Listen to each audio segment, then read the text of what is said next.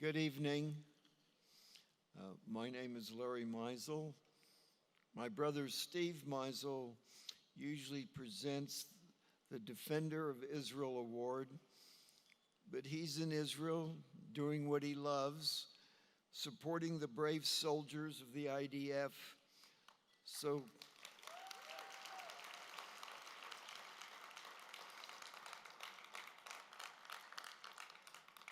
tonight, it is my honor to present the Defender of Israel Award.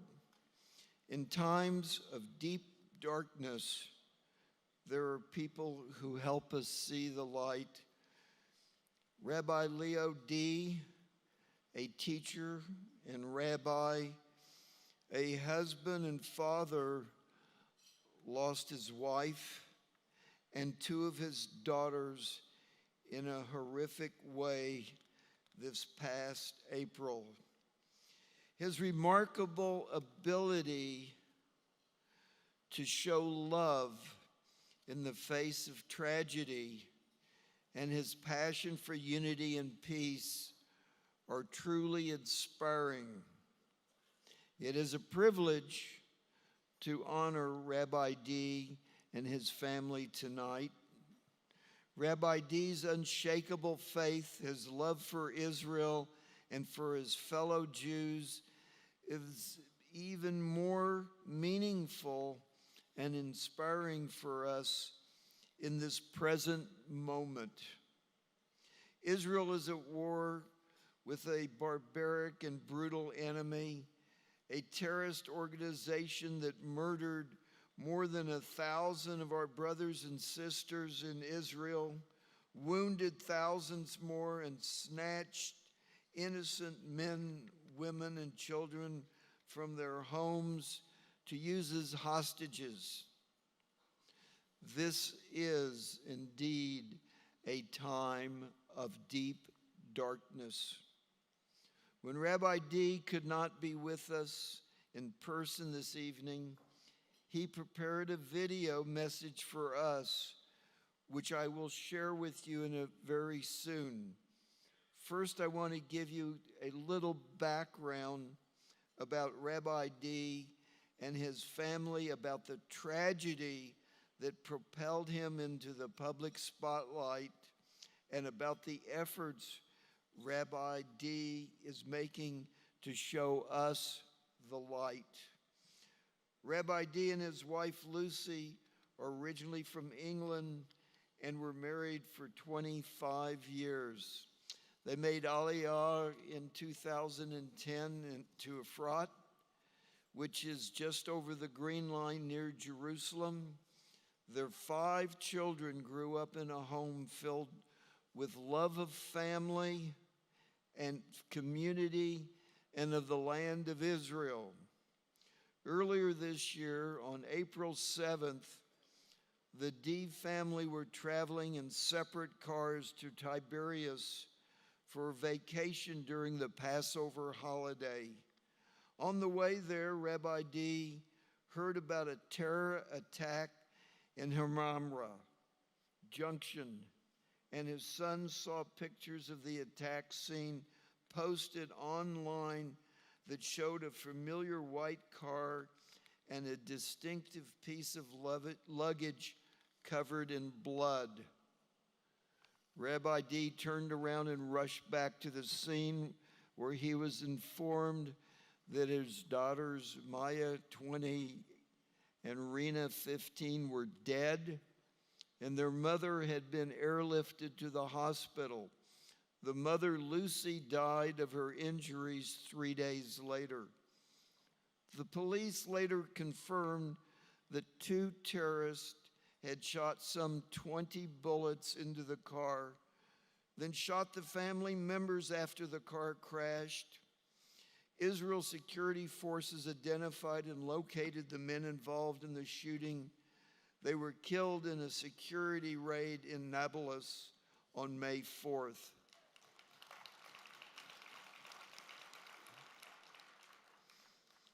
The murder of these 3 beautiful Israeli women shook Israel and the world. Hundreds of people came each day to the large tent set up for the Shiva outside the D family's home. Their neighbors in Efrat and people from other towns and communities rallied to support the D family. World leaders and great rabbis came to the Shiva tent. Arab neighbors and friends came too. Remarkably, Rabbi D has been sharing messages of unity and love since Lucy, Maya, and Rena were killed. He has called for the Jewish people in Israel and around the world to come together, to support each other, to see the good in each other, and to unify against the evil that the Palestinian leaders promote, and the insight and substance of what they've done. Out of the darkness of tragedy and of loss, Rabbi D shines a light. Please now turn your attention to the video that Rabbi D has recorded last month before the barbaric terrorist attack on Israel. Good evening, and Shavua Tov, and my apologies for not being able to be with you here tonight in person. I'd like to thank the RJC, and especially Steve Mizel and David Orlin, for honoring us all with this award tonight. And I say us all because the true defenders of Israel were Lucy, Maya, and Rena, who were brutally murdered in cold blood on April 7th, 2023 in the Jordan Valley while we were driving up to our Passover holiday in the Sea of Galilee. Lucy was my other half, or in fact, I was hers. She sparked my passion for Israel as well as my passion for life. Lucy chose for us to live in Efrat, in the heart of the Judean hills, on the route that Abraham took with Isaac for the binding of Isaac, and not far from where Jacob buried his beloved Rachel. Lucy believed that defending Israel meant to build our home and our future here forever. Her last act was to donate her organs and to save 5 lives, including that of an Israeli Arab. Lucy was a true defender of Israel. Maya was 20 years old, volunteering for her national service in a growth town in the south of Israel. She was inspiring the next generation of high school girls in Jewish studies, values, and Torah. Maya was a defender of Israel. Rena was 15 years old and popular with every girl in her boarding school. She was the one who'd put her arm around the girls that were lonely or sad, and she was the one who'd welcome a new face to the class. She was a true defender of Israel. But now the baton has passed from them to me. And one of my first challenges was encountering CNN. On 3 separate encounters, I and my family were equated with the terrorists, moral equivalents.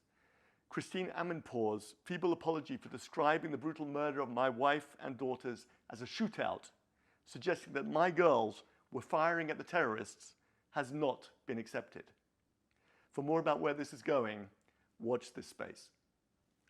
5 years ago, the Trump administration wisely canceled payments to the vehemently anti-Semitic UNRWA organization, a United Nations front for funding terror training in Judea and Samaria. This funding has been resumed by the current administration, and the terrorists that killed my wife and daughters were trained with US taxpayers' money. This must stop. The Palestinian Authority continues to openly incentivize terrorism by paying the families of dead terrorists, such as those that murdered my wife and daughters, $1 million for their services. Their $300 million annual budget for pay for slay is also funded by the international community, and this too must stop. The Middle East consists of Israel and over a dozen Arab countries. Israel is the only democratic country with human rights for all its citizens, including 2 million Arab Israelis. Our Arab neighbors are not free, nor are they democratic. That means that over 100 million Muslim Arabs in our region have no freedom of expression, no freedom of religion, and no freedom to vote in their government. The only Arabs that do have these freedoms are our Arab Israeli citizens. The paradox of our free society is that everyone can complain publicly about the Israeli government, Jews and Arabs alike. And this is regularly reported on the international press. But nobody complains publicly about the plight of the 100 million Muslim Arabs who are really suffering in Arab terror regimes, including the 2 million Palestinian Arabs who are suffering under the terror state of the Palestinian Authority, because they would be killed if they did. So an anti-truth has been created where the one free and democratic country in the Middle East has been transformed into the evil Zionist regime, whilst the Arab terror states are perceived as being paradise. Fortunately, there is one man standing up against this hypocrisy and protecting the safety of every US and free world citizen against all attempts by your current president to arm Iran with nuclear missiles capable of destroying New York and California within 1 hour. And that's Bibi. He's not perfect, but he's the only world leader you can rely on to prevent this global existential threat. Thank you, Bibi. My life and that of my 3 remaining children has been changed beyond measure since the 7th of April. But we will all continue to be defenders of Israel. It's our home. And whilst I'm sad about the past, I'm hopeful about the future of this beautiful and vibrant land. There's always a limited amount of challenges we're asked to face in life, but there's an infinite amount of good that surrounds us every day. If we wake up in the morning, if we can breathe the sweet air and sip our coffee, we can savor every moment and thank God for our existence. And that's the paradox of tragedy. The greater one's loss, the more one can appreciate that every moment of life is precious. As the saying goes, the pessimist believes the world is at its worst possible, and the optimist agrees, because from here, there's only one direction. And so we go on, with joy and hope, but with the memories of a perfect life once lived. My kids and I call it episode 2. No worse than episode 1, but without 3 of the best characters. The 3 ultimate defenders of Israel, Lucy, Maya, and Rena. May their memory be a blessing to us all. Thank you once again for your ongoing support of Israel, for the only democratic country in the Middle East, your ally and your friend forever. And may we all go from strength to strength. Amen. Rabbi D, it is my honor to present this award on behalf of the Republican Jewish Coalition. We proudly present this Defender of Israel Award to Rabbi Leo D. in memory of Lucy, Maya, and Rina D. of blessed memory.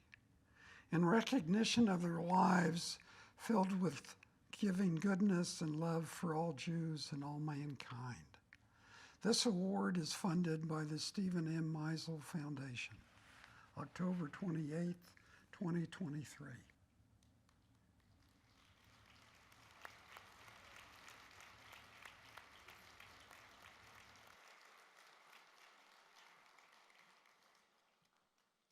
We stand with Rabbi D and with the people of Israel and with Israeli military forces who are fighting to protect them. May God grant them success and end the threat of terrorist violence against Israel and all the Jewish people very soon.